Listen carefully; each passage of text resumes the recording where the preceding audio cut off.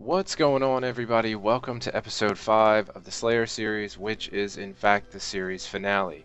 We've come a long way since episode 1, and we're finally going to close it out in this episode. So if you've missed any of the previous episodes of the series, make sure you check the description for links to all of the previous episodes, and also make sure you stay tuned all the way to the end of the video. I've got a little surprise for you all, and in order to know what it is, you'll have to watch all the way to the end. So in this episode, we're going to walk through some gear setups of Slayer creatures, check out some tasks that might be a good idea to block, and of course see all the drops I've managed to acquire throughout the 1 million Slayer experience I've racked up throughout the series. First, we're going to jump into the gear setups. I want to start by saying these are my gear setups. These are the specific setups in which I believe offer the most or close to the most monetary gain when doing Slayer tasks. Now, most of the gear I use is pretty expensive, so if you can't afford to use my specific gear, it's totally fine to swap out some things for their less expensive counterparts. For example, instead of using an Amulet of Torture, you may consider using an Amulet of Fury or an Amulet of Glory. If you see that I have Armadale or Carols on, maybe you could consider using Black Dragonhide instead. I'm mainly going to focus on specific Slayer NPCs and some of the more common tasks that I seem to get. First, we'll check out normal blood belts. If you're of a lower combat level, you may want to do normal blood belts compared to the mutated blood belts, as they are a lot easier and faster to kill. You can kill either the normal blood velds or the mutated variant at level 50 Slayer.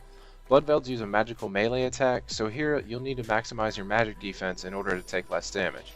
I suggest Black Dragonhide or Carols for slaying these. If you're of a higher combat level, you'll want to kill the mutated blood velds. These also use a magical melee attack, but are a bit more potent with their attacks. It is necessary to pray melee against these at all times because they can hit quite high and quite often. You'll also want to bring runes to cast high level alchemy, as they do drop quite a bit of junk to out, and make sure you have your best prayer gear on so you can maximize your prayer bonus so your prayer lasts longer, that way your trips last longer. Next is Aberrant or DV Inspectors. You'll need level 60 Slayer to be assigned these as a task. If you're assigned Aberrant Inspectors, you can kill either the normal Aberrants or the stronger Deviants. Regardless of which one you choose, the gear setup is going to be identical, as they both use the same form of magical attack.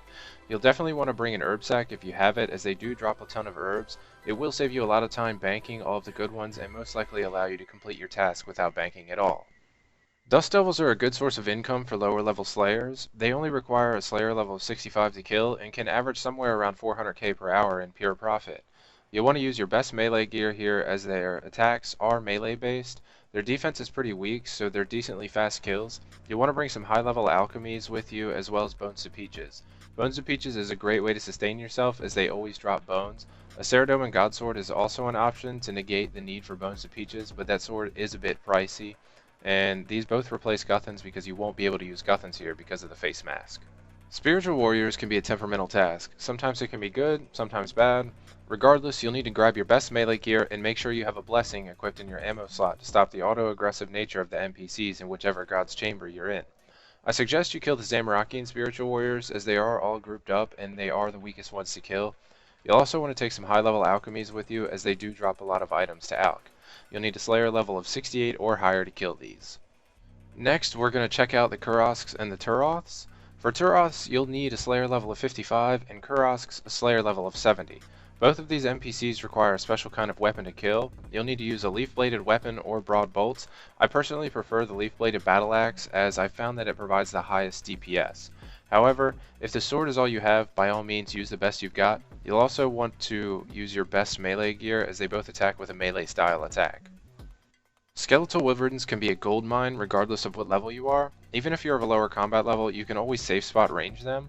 However, I prefer to melee them, as it is faster and still provides a great amount of profit. These NPCs have a Dragonfire attack much like normal dragons, but with a slightly different property. You can prevent these attacks with either a Dragonfire shield or an Elemental shield. They are weak to crush and slash, making an Abyssal Whip or a Zamorakian Hasta good weapons of choice. Their attacks use all styles, making prayer somewhat useless. You'll need a Slayer level of 72 or higher to kill these. Gargoyles is a very simplistic setup. They don't do a lot of damage and they don't hit very often. These are a good option for some AFKable money making. Staying here for hours on end can net you somewhere around 500k per hour in pure profit. Grab your best melee gear and a set of Guthans if you have it, and you're set to stay here for hours or even days if you choose.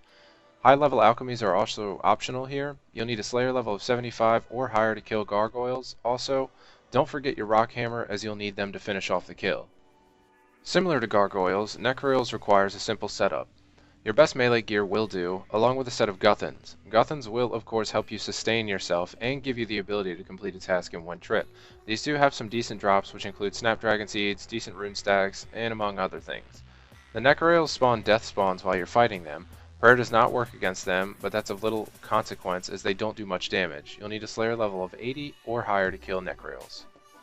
Necroils also have a greater Necroil counterpart, which can be found in the Karen Catacombs. They are actually incredibly strong and will hit very high, therefore protect from melee is necessary at all times. Compared to the normal Necroils, their drop table is a bit better. You'll definitely want to bring runes to cast high level alchemy as they do drop quite a bit to out. Just like the normal Necroils, you'll need a Slayer level of 80 or higher to kill these. Spiritual mages can be profitable in a couple of ways. They drop a lot of runes due to their drop table buff, as well as dragon boots. You'll need a Slayer level of 83 or higher to kill these. The Zamorakian spiritual mages are the weakest ones to kill, so make sure you have a Zamorak blessing in your ammo slot to ensure that nothing in the chamber auto aggroes you. You'll want to maximize your prayer bonus so you can stay here as long as possible and protect from magic at all times. Abyssal Demons can be highly rewarding, yet highly disappointing at the same time. Abyssal Whips can generate quite a bit of profit, but are only 1 in 512 drop rate. They're incredibly easy to kill though, so grab your best melee gear and a set of Guthans, or food if you don't have Guthans. I also bring an herb sack with me as well. I usually pick up 10 to 20 grimy herbs throughout the task, which can bring me an extra 100k or so. You'll need a Slayer level of 85 or higher to kill Abyssal Demons. The Cave Kraken boss is one of the easiest bosses to kill in old school RuneScape, and should always be killed over the normal Cave Krakens. You'll need a Slayer level of 87 or higher to kill the normal Krakens or the boss variant. For this, you'll want to maximize your magic defense, and I highly suggest using a Trident of the Seas or Toxic Trident to kill the boss. It's weak to magic attacks and will take a lot of damage from any magical source. You'll also need to have some form of ranged weapon to aggro each of the tentacles before the boss will come out of the water. This task is incredibly profitable, and you'll never lose money killing the boss. Dark Beast is another one of those tasks that can be highly rewarding or highly disappointing. Like the Abyssal Demon, the unique Dark Bow drop is 1 in 512. The Dark Beasts have also had their drop table buff to be a bit more rewarding. They use magic and melee as attack styles, however, if you're meleeing, you'll rarely see a magic attack style. You'll need to grab your best prayer gear and always protect from melee while killing these. An herb sack is also optional as they do drop some herbs here and there. You'll need a Slayer level of 90 or higher to kill Dark Beasts. Cerberus is another Slayer boss that you have to be on task to kill. Cerberus can be killed on a dedicated task or if you're assigned Hellhounds. Depending on your opinions, Cerberus can be killed many different ways. However, I found out that this particular setup is the most efficient for me. Cerberus has a few different special attacks that can drain prayer and do a lot of damage in a short period of time, so you'll always have to be paying attention. You'll want to have a decent attack bonus as well as the highest melee defense bonus you can muster, as you'll be protecting from magic the majority of the time. You'll need a Slayer level of 91 or higher to kill Cerberus. Smoke Devils are pretty simplistic to kill. The Thermonuclear Smoke Devil boss, not as much. The Smoke Devils have the chance of dropping the Necklace of the Occult, which boosts magic damage and accuracy quite a bit. Like Dust Devils, you'll need to have the face mask to be able to kill these. However, these attack with a ranged attack rather than a melee attack, so you'll always need to be using Protect from Missiles Prayer. Other than that, you'll want to maximize your prayer bonus along with slash bonus. You'll need a Slayer level of 93 or higher to kill Smoke Devils. In addition to normal Smoke Devils, the Thermonuclear Smoke Devil boss is the boss variant. It's somewhat difficult to kill if you just stand in one spot, so you'll need to actually walk it to kill it efficiently. If you need to see a guide for this, check out the link in the description to Mr. Mammal's guide on killing a Thermonuclear Smoke Devil, as it will tell you everything you need to know. Its attack style is actually a magical ranged attack, so you'll want to maximize your magic defense, and its primary weakness is slash, so an Abyssal Whip is recommended for killing it. Just like with the normal Smoke Devils, you'll need to be on task to kill the boss and also have a Slayer level of 93 or higher. Brutal Dragons can be incredibly profitable no matter which ones you're killing. Whether it be red, blue, or black, they all bring you in some good cash. I suggest using a blowpipe here as the kills are pretty fast, but if you can afford it, the Dragon Hunter crossbow is also incredibly efficient for killing these. For any of the Brutal Dragons, you'll want to maximize your range attacks as much as you can. They attack with magic, dragonfire, and melee styles, so in this case, you'll want to keep your distance, use an anti-fire potion, and protect from magic at all times. This way, you'll take 0 damage while killing them. Metal Dragons can be profitable as well as unprofitable. I choose to kill these because of the chances of dragon plate legs, skirts, or a visage. Bronze, Iron, and Steel Dragons can all be decently strong. For these, you'll want to take your best prayer gear and a weapon with good stab attack, as it is their weakness. Make sure you bring an anti-fire potion, anti-dragon or dragon fire shield, and some prayer potions. You'll want to be protecting melee at all times. Protecting from melee, the anti-dragon combination will ensure you take 0 damage at all times. And last, we come to Mithril Dragons. These can be very temperamental when it comes to drops. They either drop nothing or drop all of their decent drops. Their drop table isn't very good to begin with, but there's always that chance of a dragon full helm or a visage.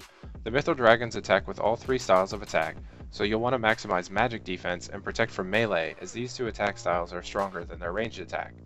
Just like with Bronze, Iron, and Steel Dragons, they are weak to stab attacks, so I suggest an Abyssal Dagger or Zamorakian Hasta. So that's going to do it for my suggested gear setups. All of these gear setups are what I always use, and they've always brought me an incredible amount of profit, so I hope these setups will help you as much as they've helped me. Next, we're going to jump into suggested task cancellations. For maximum monetary gain, I suggest you use Duradel as your Slayer Master from level 100 combat all the way until you reach 99 Slayer. Duradel offers somewhere between 35 and 40 different tasks, and some of them are not so great. So we're going to quickly run through suggested tasks and their task weights. If you missed the explanation of task weight in the last episode, I'll recap it now. Task weight is essentially the odds of getting a task. The task weight is accounted for individually as well as all tasks combined for its particular Slayer Master. So, as you can see, I currently have 0 tasks blocked. The reason for this is because I'm redoing my blocked tasks. I had some tasks blocked that weren't profitable that are now, as well as some tasks blocked from a long time ago when I was leveling Slayer. For blocking tasks, you'll need to meet minimum quest point requirements. To block 1 task, you'll need 50 quest points, 2 tasks, 100 quest points, 3 tasks, 150 quest points, 4 tasks, 200 quest points, and 5 tasks, 250 quest points. You'll also be able to unlock a 6th task with the Lumbridge and Drainer Elite Achievement Diaries completed. Now onto the suggested block tasks. I found that all of these tasks offer little monetary gain and would be the best to consider blocking. I'll also include the task weights to give you an idea of how often you could be assigned these tasks, assuming you have every task available. Anku. Task weight 5, chances of receiving as a task 1.9%. Black Demon. Task weight of 8, chances of receiving as a task 3%. Dagonoth. Task weight of 9, chances of receiving as a task 3.5%. Elves. Task weight of 4, chances of receiving as a task 1.5%. Fire Giant, task weight of 7, chances of receiving as a task 2.6%. Greater Demon, task weight of 9, chances of receiving as a task 3.5%. The Greater Demon block is up to you. These can be good providers of clue scrolls as well as give you the ability to use the Slayer helmet at the Zamorakian God Wars boss, so like I said, this task depends on your opinion. Hellhounds, task weight of 10, chances of receiving as a task 3.8%. Just like with Greater Demons, blocking this task is also up to you. These have a very good chance of dropping clue scrolls, and also will allow you to kill Cerberus providing you have the required Slayer level. Suka, task weight of 8, chances of receiving as a task 3%. Trolls, task weight 6, chances of receiving as a task 2.3%. Waterfiend, task weight of 2, chances of receiving as a task 0.7%. Zygomites, task weight of 2, chances of receiving as a task 0.7%. Now, you obviously can't block all of these tasks, but the ability to block at least 6 of them can decrease the odds of getting a bad task significantly. Blocking the correct tasks, you can increase your odds of getting a better task by anywhere between 10 and 20%. For example, if I blocked Anku, Black Demons, Dagonoths, Fire Giants, Hellhounds, and Sukas, it would rid me of those tasks that I would get for a combined total of 17.8% of the time. So blocking the higher weighted tasks can significantly increase monetary gain from slaying, as you won't be getting those tasks you need to waste points on, or just do because you don't have the Slayer points available. But I think that's going to do it for the guide part of this series. I really hope all of this information I've provided throughout the 5 episodes has helped you. I know it's helped me, and it's given me the ability to make the most out of the Slayer skill. I've been doing Slayer for a long time, and I sincerely believe that all of these are best practices for making the most money possible with this skill. But without further ado, let's hop into the final bit of my loot from my 1 million Slayer experience. For this episode, to finish things out, I had a total of 12 Slayer tasks in which I gained 205,000 experience.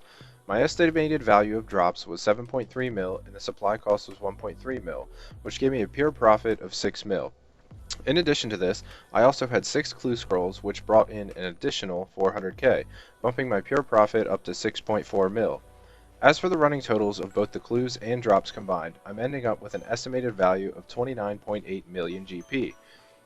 This is going to differ from my final cash value of items because I've been doing this series over the course of a few weeks and prices have fluctuated. However, I do know exactly how much I've spent on supplies at the time, so I'll be subtracting that from the final value of my loot so we can see exactly what kind of profit I've made. If you want to see the exact numbers, check out the Excel spreadsheet provided in the description below. I have most of my drops in 2 bank tabs in my bank, one for unique clue items and one for Slayer drops. What you see in my inventory is some random loot that was scattered around my bank due to placeholders. I can assure you that all the loot I'm going to be selling off is genuine and either from a clue scroll or a Slayer assignment. So without any more suspense, let's get into selling this loot.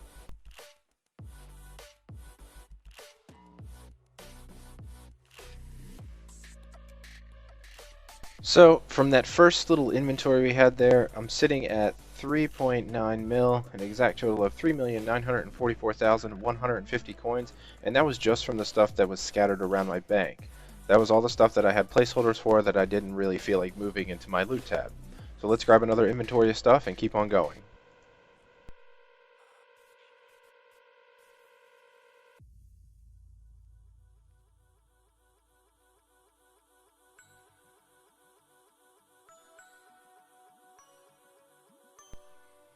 So after the second inventory, I chose to do all of my unique clue scroll drops. So after the second inventory, we've increased our loot value to 5,101,483 GP. So now we're going to get into the big stuff, everything that I've acquired through drops and non-unique clue scroll loot. So let's get going.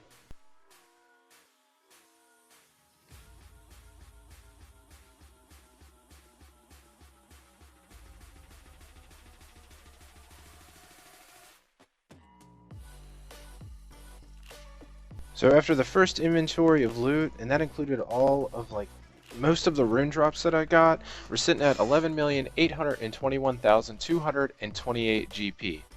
So just after not that much stuff, we're already into a green cash stack, just a little close to 12 mil cash. So let's keep going, let's grab another inventory and get selling again.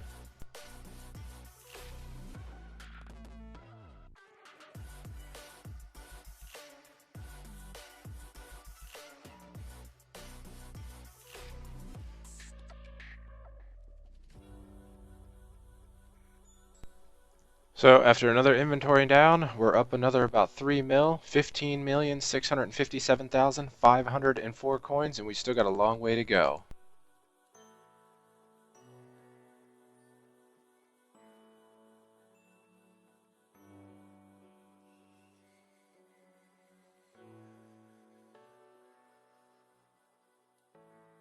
So another inventory down, 19,414,617 coins. We're making really good progress and I'm happy with what I'm seeing so far.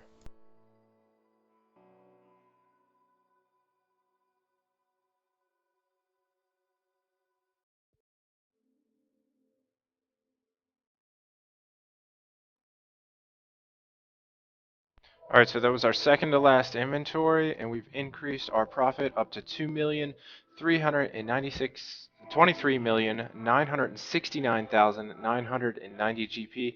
We've got one inventory left, and I saved all the best for last.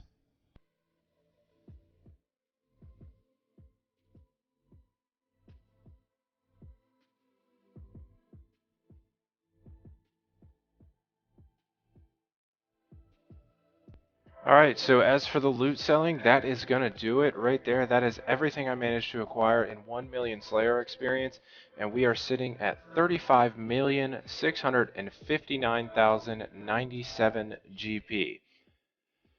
That's not too far off from what I had expected to get. I think that's pretty average in terms of Slayer drops.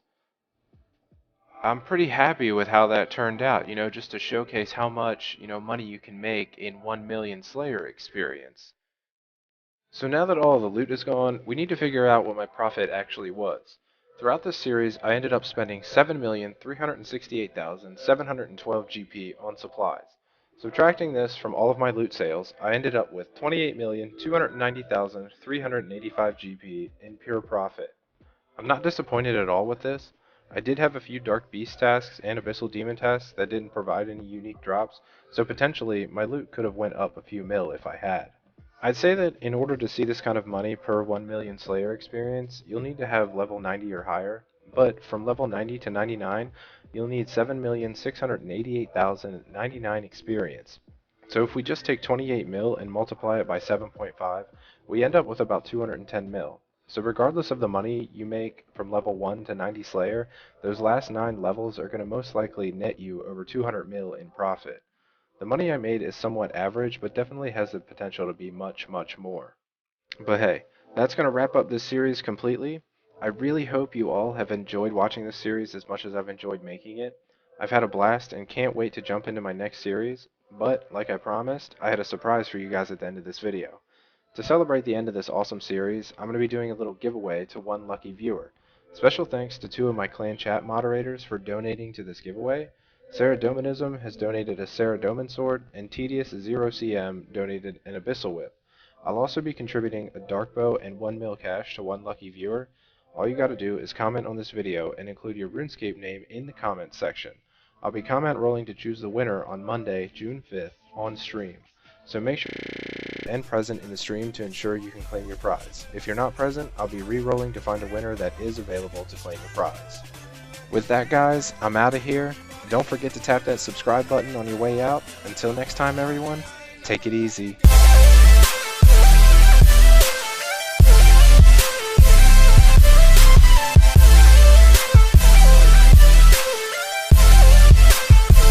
I'm like, hey, what's up?